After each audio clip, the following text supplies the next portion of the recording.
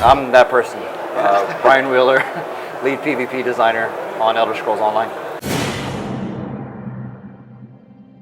So when you set out to make something this kind of grand scale, Elder Scrolls Online, what are the kind of key points that you wanted to pin down?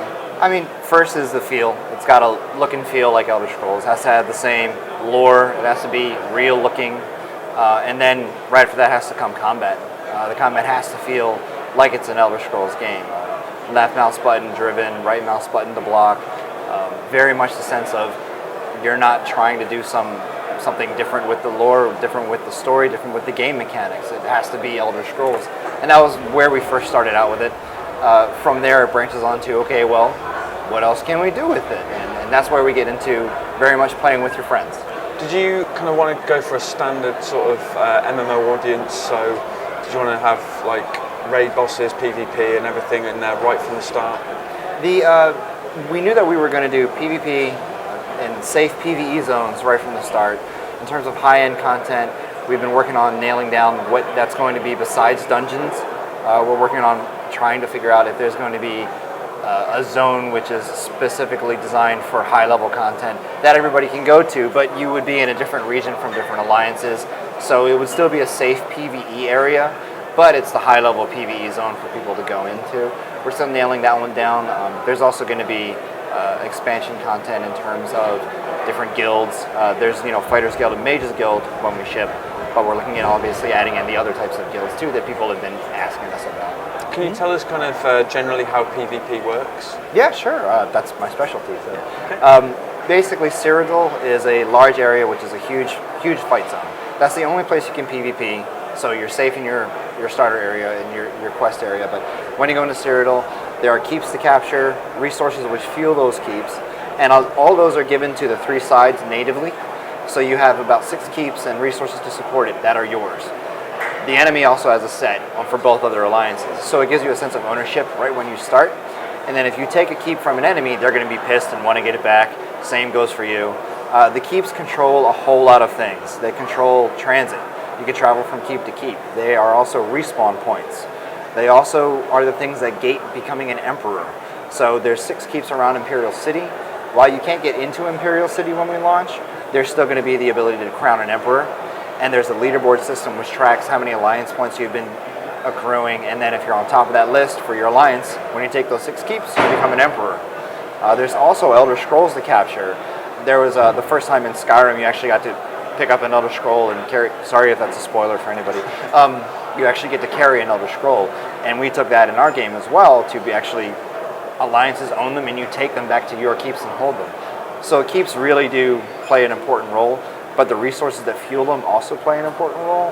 And there's more things to do out there besides PvP. You can do questing in like Coral and Cheydinal and Bruma. So there's a whole mess of things to do out there in PvP besides kill players.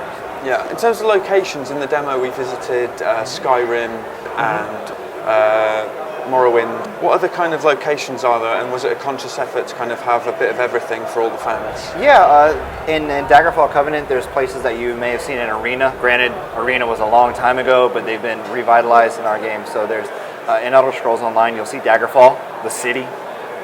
There's places such as Morrowind that you've seen. You don't necessarily see Vardenfell, but there are areas south of it that you get to see. And of course in Oblivion, Cyrodiil. A lot of the towns that are still intact, but they're rolled back 750 or so years before Oblivion. So places that may have been not fully developed are fully developed back in our timeline, like Cropsford is a fully developed town. It's been great being able to look at those things and to go, well, what was it like in the past? And we have a lore master back where we work, Lawrence, who's always in touch with Bethesda, and he's always making sure we're not putting things which are outside of Elder Scrolls' realm. So everybody's going to feel right at home no matter where they are. Now that being said, Coral, for example, has had some issues where there's an earthquake that ripped through the area. People still want to live there, but there's some bandits nearby that are raiding the town. There's some fire elementals or fire daedra that are in the area.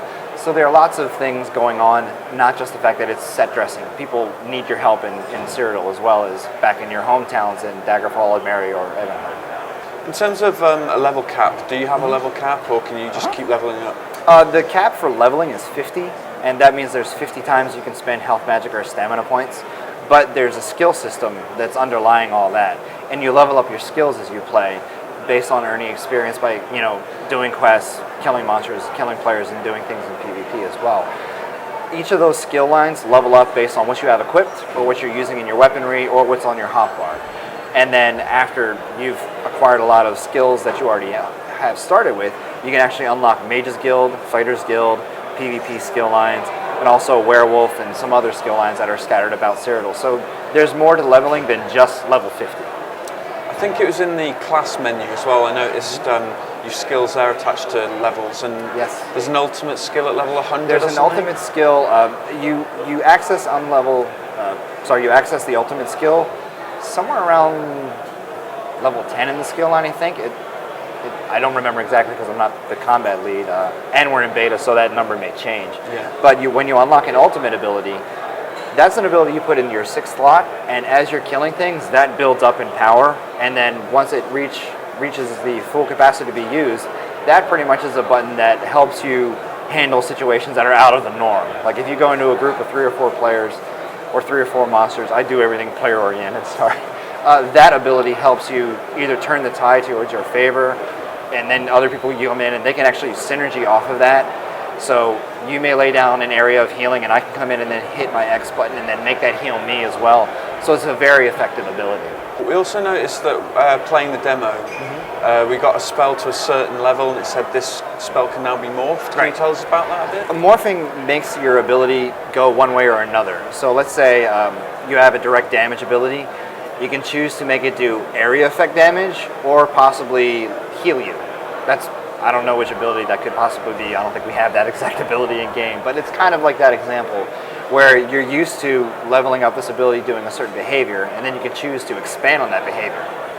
What elements have kind of crossed over from past Elder Scrolls games, like werewolf stuff, vampires, crafting, all that kind of thing? Is that all in there? Yeah, the werewolf and vampire is in there. We won't tell you exactly how to be one because we want the fans to discover that, but all the crafting is in there. You don't have to specialize in one to only do it. You can do blacksmithing, which would be weapon crafting, armor crafting. Alchemy and spell crafting is in there, as well as provisioning, which is making food, consumables from all the things you loot out in the world. So you can do all of those. You're not really limited to having to have to choose one. You can choose to be a master in one, which in that case you get to make some very, very good high-end gear. Do dragons, are they part of the lore at this point? Dragons in this part of our timeline are not around, sadly to say. They were around in Skyrim's timeline and way, way, way, way, way back in the Elder Scrolls lore, as you found out in Skyrim. Also, we saw these little creatures called, is it Guars? Guar? Yeah, Guars. they were from Morrowind, and they're now back. A lot of creatures that you've seen in Morrowind, a lot of fan favorites. We've brought back Guar being one of them. People just like to treat them as little pets. There's also the Netches, the big jellyfish-looking things. So we've brought back a lot of fan favorites from prior games into the game as well. I was kind of hoping there'd be a Guar mount. Sadly, there are some things we have to obey being an Elder Scrolls game. We have to stick with mounts being horses, things which are very legitimate to the lore. I know in Skyrim and some of the expansions you could ride a dragon, but again, no dragons in our timeline. Yeah. But the horses are actually a pretty cool system to that, where you can feed them once a day, and you can make them run faster, carry more things. They also serve as extra inventory, or be able to sprint for a longer duration. So that's another cool thing about the horses in the game. That actually is just more than just my mount, and that's all it is. You can actually expand on it. We are a subscription model based game. So you purchase the game and then there is a monthly subscription. But with that, you get a pretty high cadence of release material. We're working on what we're going to do post-launch already, trying to figure out what we're going to do in terms of expansion zones, whether we're going to add new abilities. It's all going to depend on what the players ask for. That's the great thing about being a community. You can listen to the players, find out what they're asking for, figure out what goes in line with what we want to deliver for the game and deliver the best experience for players. And that also goes into the fact that we have a great customer service center. We have a center here in Galway and also back in Hunt Valley, back where the studio is developing the game. So that support is 100% AAA as well. Was it important as well to get in all of the races and all of the armors and everything? You have to make each character unique?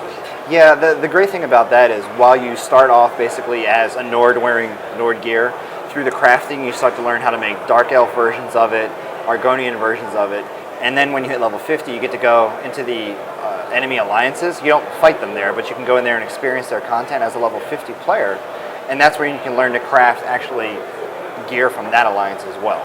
Right. So the gear in terms of its stats are the same across the board. It's just you're picking a style. What do you want it to look like?